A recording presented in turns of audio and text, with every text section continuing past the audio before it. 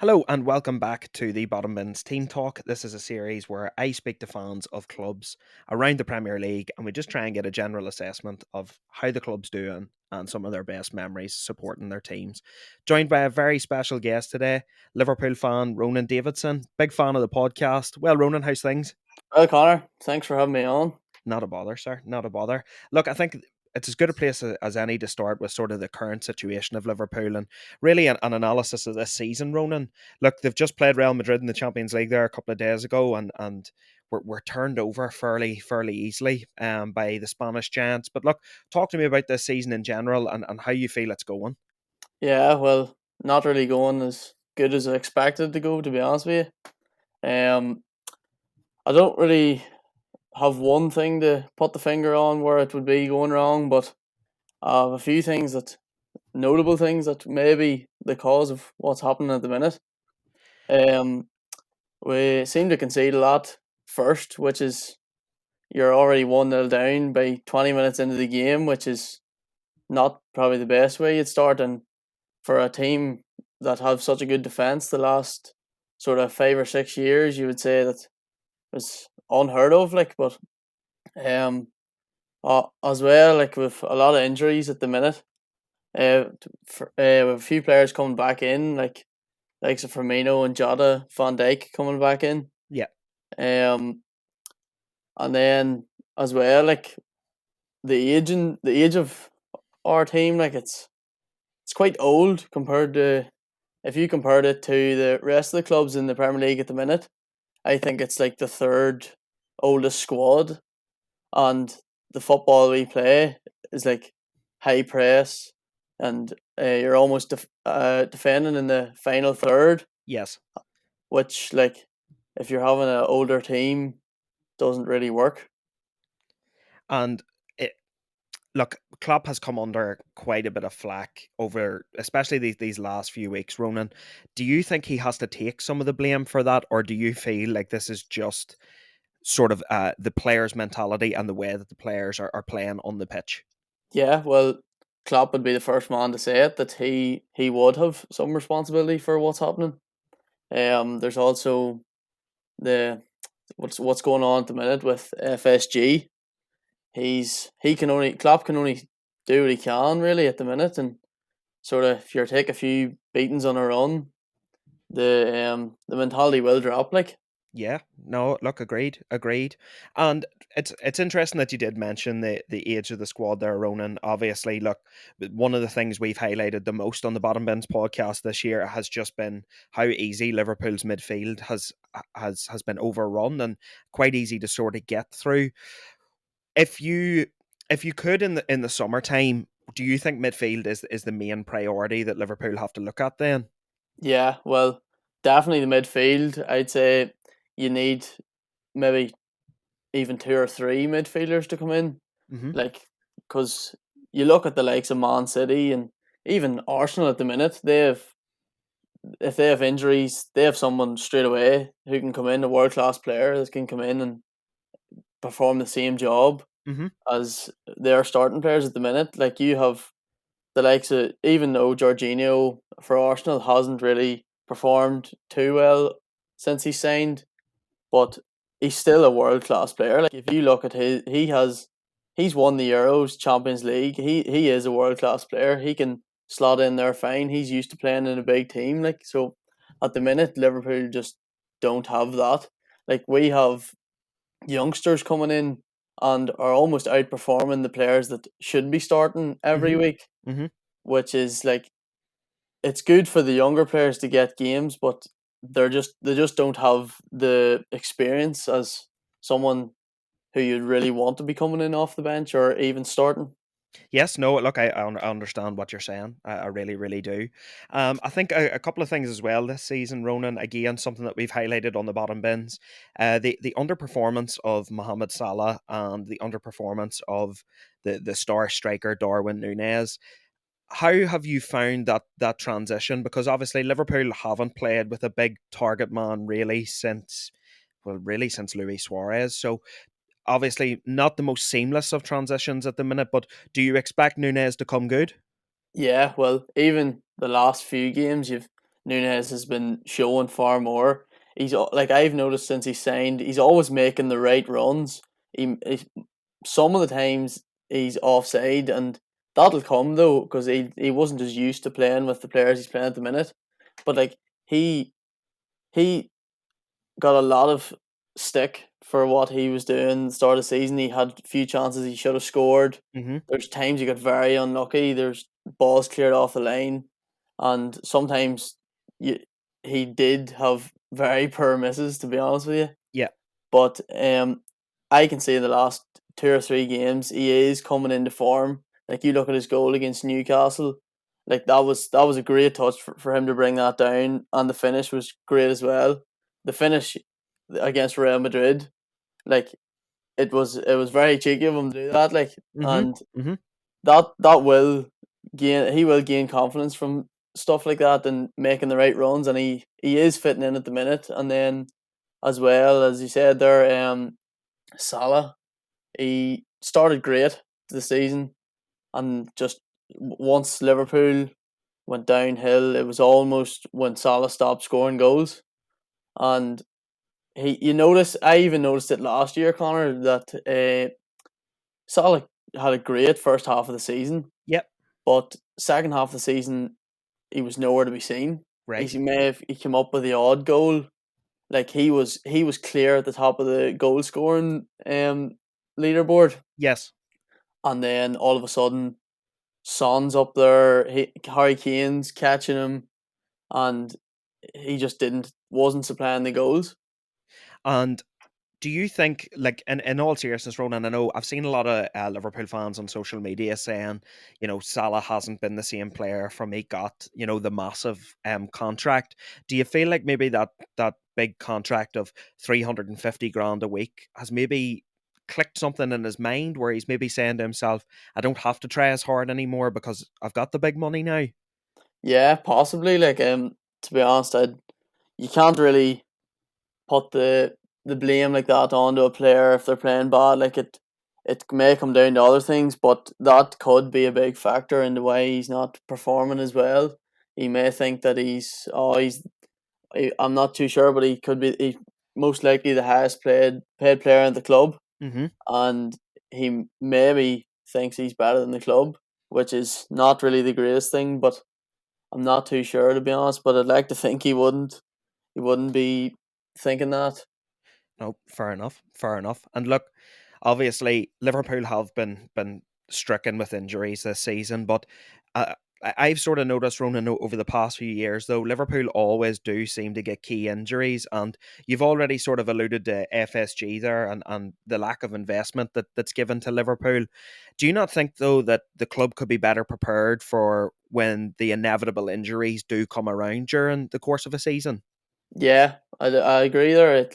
It does come down to being prepared for, like as I said before about Arsenal and City, they always have somebody to come in. Like FSG only really wants signings that are gonna come in and start. They don't think of what could happen if the likes of Mo Salah get injured. Like if Mo Salah get injured at the minute, who do we have to replace him? You could, like, it would be Oxlade Chamberlain or Yeah, Harvey Elliott, yeah. which is nowhere near the standard of what Mo Salah is at the minute. Agreed, lad, big time. And look, I suppose if there were positives to take from this season, then Ronan, what would you say at least gives you a bit of hope looking forward to the rest of the season? Do you still think reaching the Champions League is a realistic proposition for Liverpool this year? Oh yeah, I've even the last while I've still thought, like I've always had the belief that we can still get top four. At times it has looked hard, but if you look at it, like the last few weeks, we've always had a game or 2 games in hand, where I don't think many people knew that. Mm-hmm. Like Mm-hmm. at the minute, I think we have 2 games in hand over Spurs, who are Yes, only, I'm not too sure, it could be 6 or I get 7. I get 7 points. 7 points ahead. Like so, like if we win them 2 games in hand, like we're 1 point off the top four. Mm-hmm. No, agreed, lad. Agreed. I think that's totally fair enough. Fair enough. And look, Speaking about the summer then, and moving into the transfer market in the summer, obviously Liverpool very, very heavily linked with Jude Bellingham of Borussia Dortmund. Um, I also do think they maybe need to get a few defenders in through the door. So look, in an ideal world, who would you like to see come to Liverpool, and who do you think could come in and make an impact on Liverpool's starting 11? Well, obviously the big one would be, as you said, Jude Bellingham. Like you seen him in the World Cup. He was outstanding, and for the you would not think that that man is 19 years of age. Like he and we would definitely need a centre back. Like at the minute, you seen the other night, Joe Gomez just he wasn't up to it, and um as well as Gomez, I would say we definitely need a centre back, Mm-hmm. and also maybe another defensive midfielder. Like if you have to think, as we were talking about before, they're a backup. What happens if you sign Jude Bellingham and 3 weeks into the season he gets injured? Yeah, Who do we have? Fabinho to come back in, who does not have the legs anymore, is yeah, very clear. Like um, another well at the minute our centre backs there's only really Gomez and Van Dijk who would you'd name starters at the minute, and it's a push saying that Gomez is a starter, like, yeah, yeah. and but definitely a centre back and one with maybe experience as well, because we don't really seem to sign any centre backs that are experienced, bar Van Dijk. Yeah, Like we signed Kanate. Kanate, don't get me wrong, he's a great player, he is a good defender. but he's only young as well. He's learned from Van Dijk. You need somebody. It sort of takes the pressure off Van Dijk as well.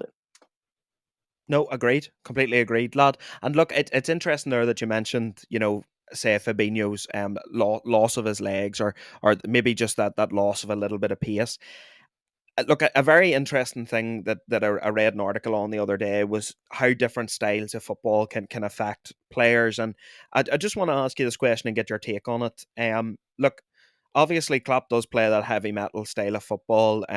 Really, the hard press, run long distances within the game. Do you think that maybe some of the players have a burnout from this system?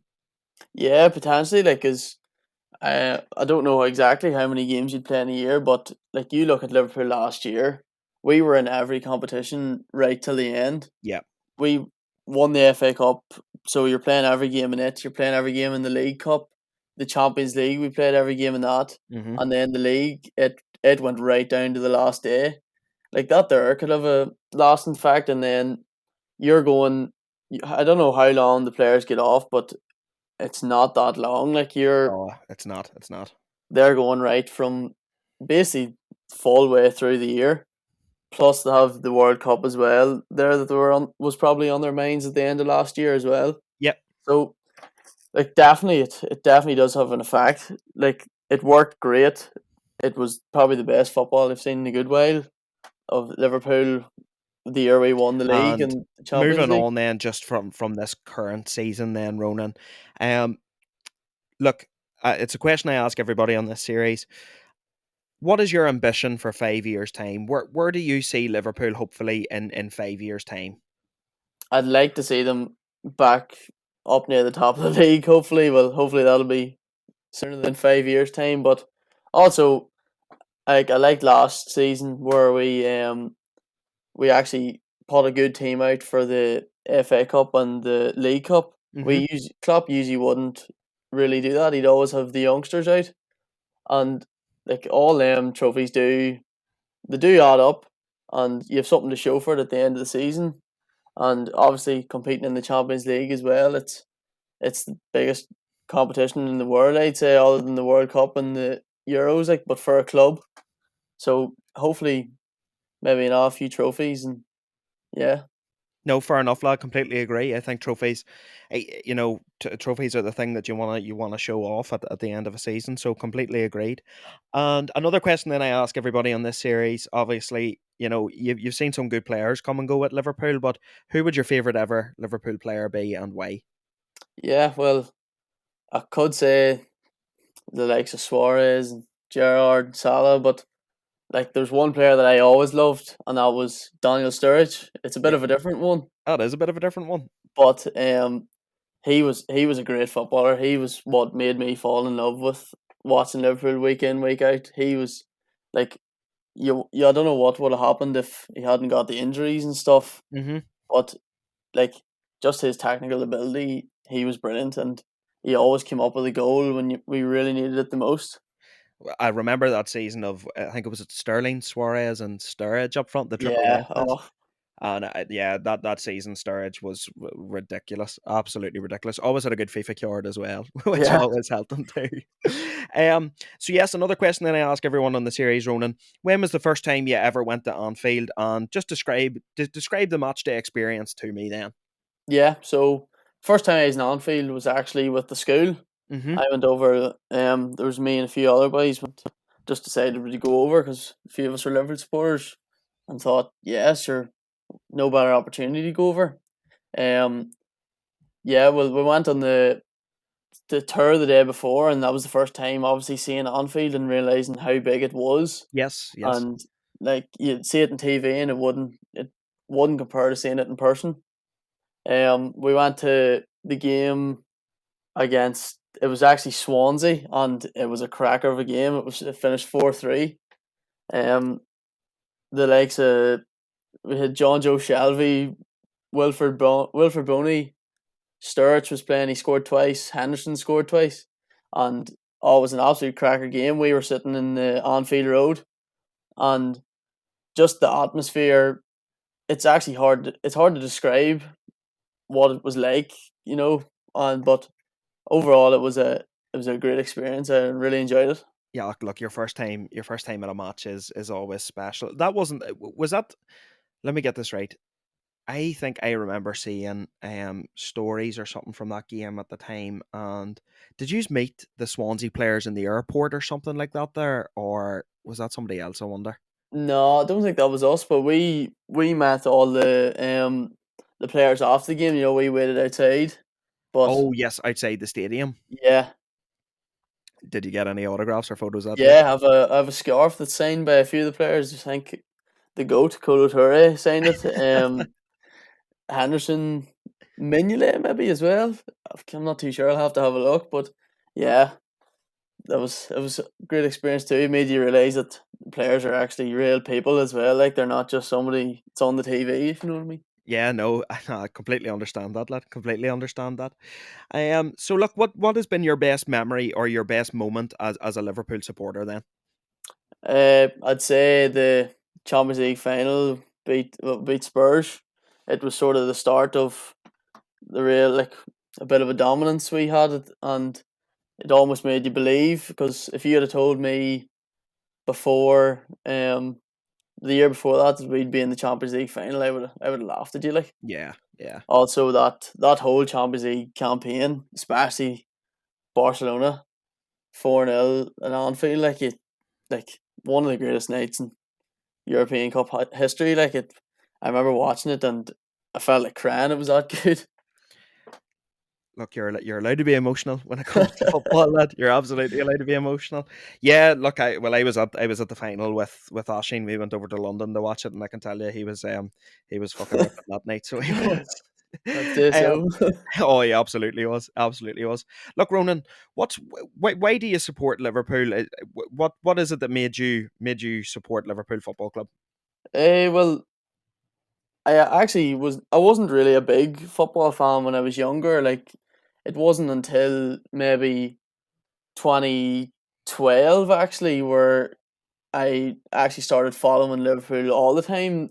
I would sort of before that I would watch the odd big game and stuff, and not not really follow them too much. But yeah, it was 2012. We won the Carling Cup. It was at the time. Yes, Um, it went to penalties against Cardiff, and I remember watching it in the house, and just me, my brother, and my dad. Like we all wouldn't really follow the football as much, but it was just such an exciting penalty shootout and stuff. It really got us involved, and yeah, um, then it was the August time of 2012. Liverpool were actually over home here in Ravenhill playing Crusaders, yes. so we went to that there, and it was like obviously Liverpool didn't have a strong team out, but it was just something different. Like I'd never been to a soccer game before, and never really there was a good atmosphere even in Ravenhill. Like it was you weren't at Anfield, but there was a good atmosphere, and yeah, that's sort of really where it all started. Oh no, happy days, happy days. And look, if you had to convince someone to support Liverpool, let's say somebody comes up to you in the street and they're chatting away to you and they wanna start watching football, and what would you say to them to convince them to support Liverpool? I would just easily take the phone out, go onto YouTube, and show them you'll never walk alone in Anfield. That alone would almost make somebody want to support Liverpool. Like the atmosphere is ridiculous, and the even the football Liverpool play, it may not be going well at the minute, but like the football we've played in the last 5 or 6 years has just been outstanding, and it's always intriguing to watch. Well, look, I'll even as a Man United fan, I can sit here and I can say yes, Liverpool during that period of time, Liverpool did play some good football. Pains me to say that, like, but they did play some good football. But look, Yeah. you've talked a wee bit there about Anfield and the atmosphere in Anfield, and I said this to Connell when he was on the team talk. He was talking about the atmosphere at Goodison, and again, Anfield's one of those atmospheres that the media constantly talk about, and especially on a big European night, they always talk about the atmosphere in Anfield. So, what's it like to sit there in Anfield, and what's it like to experience it firsthand? Oh, it's just goosebumps. Like that's all I can really say. It's just you're sitting there and the place is almost shaking around you. You can hear everything, and you're real close to the pitch, and you feel like you're not just somebody in the crowd. You're a part of the actual club. There's whenever I was over, I've been over twice now, and I'm heading over now in April time to watch them play Forest, and just the atmosphere alone would bring you to Anfield. It's just that good. And look, obviously, like, as we know, look, it hasn't been going that well for Liverpool this season. But realistically, then Ronan, how have the last sort of 5 or 6 years felt as a Liverpool fan? Because look, obviously, like I'm a Man United supporter, and I'm only really now starting to feel good about the football club again. But are you hopeful that Klopp can sort of turn this around, and that maybe success will come back to Liverpool? Yeah, well, I think it's just we're a few years away from maybe being top of the table again. Like this doesn't just happen overnight where you become one of the best teams again, and we're most definitely not the best team at the minute. But yeah, I am hopeful because like you sort of get glimpses of it this year where we play outstand. We could play outstand for the first half, and second half you'd come out and you'd think we're not even playing at all. Hmm. There's like even Newcastle the other day, the two goals like they were world class goals. Whereas before that it was Everton. We weren't great, but we got the result, and then the past maybe month or two before that we barely scored. But sort of things like Newcastle and beating Everton, it does raise your hopes a bit. But I don't think there'll be too much to shout about this year. But hopefully in the next few years we'll be back up to where it should be. And look, obviously, I know this as a United fan. We've had a lot of fan protests over the last few years to get our ownership out the door, and thankfully that looks like that's going to be done now. Look, FSG come out with the news there the other day that Liverpool isn't for sale. They're just looking at investors. How did you react when you heard that news? To be honest, I wasn't really too pleased because if you're like, it just sort of happens that United and Liverpool were both sort of selling at the same time, and the scene Hmm. that United were getting the maybe possibly getting the new owners, and it's looking like it's going to happen, and then all of a sudden FSG they aren't prepared to leave. That's the way I see it. Yes. Like they still have ambitions and think that they can get where Liverpool should be with them at the wheel. Like, but I don't know. It's hard because like FSG hasn't been the worst owners. Like there's definitely been worse owners, and even you look through other teams in the world at the minute. There's teams that are really struggling because their owners. We're not struggling, I wouldn't say, but we're definitely not getting the investment we should. Like you look at FSG, they have they have give out the money this year. I think there's been a good bit of money spread out, but it's it really came down to Klopp and who he wanted. Klopp doesn't usually go for the big players, which is suits FSG. He doesn't have they don't have to sort of Aye, fork out a fork load of out. money for it. Aye, yeah. But it's just I'd say without Klopp, FSG would look far worse than it is. And look, obviously, look, as you've said, like it's this season hasn't gone the way Liverpool would have expected it. I'd say, like in our preseason predictions, a lot of us had Liverpool in that top four. Normally around second or third is where we had them placed this year, and look, it hasn't gone as well as what it could have. But realistically, then I know we talked a wee bit about Klopp earlier, but look, do, do you feel like, look, Klopp has this record where they talk about the 7 year cycle, and this is his seventh year at Liverpool. He did the same at Dortmund. The seventh year at Dortmund was completely tumultuous, and it ended up getting him sacked. Look, they're probably looking at it now. You would say they're probably out of the Champions League. I can't see them going and Yeah, beating Madrid 4-0 in Madrid. And if they don't qualify for the top four this season, could you see the ownership maybe thinking about getting rid of him? I couldn't see it at all, Connor. I don't think it wouldn't be right because like you look where that man has took Liverpool. He took us from one of like a mid-table side to bringing us the first league victory in 30 years or more, and like he's just a phenomenal manager. I'm sure any team in the world would take Jurgen Klopp at the minute. So to get rid of him would be ridiculous. Like you look at Chelsea and Tuchel. Tuchel was a world class manager, Mm-hmm. and they got rid of him. Now look where they are. Like if we get rid of Jurgen Klopp, you also have to think who would come in to take over from Jurgen Klopp. Like I know there was the whole talk of Gerrard, but I think he sort of slipped again, and uh, he'll not be the man to come in. And like I honestly myself, if the sacked Jurgen Klopp, I'd be really disappointed. He is just a world class manager, and I don't think that they should even consider getting rid of him.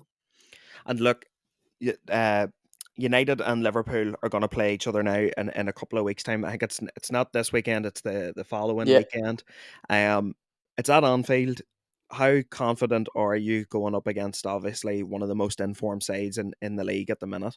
yeah. Well, if you had asked me before the Real Madrid game, I would have said not fully confident, but confident enough. But sort of the Real Madrid game brought me back to reality to where we are at the minute.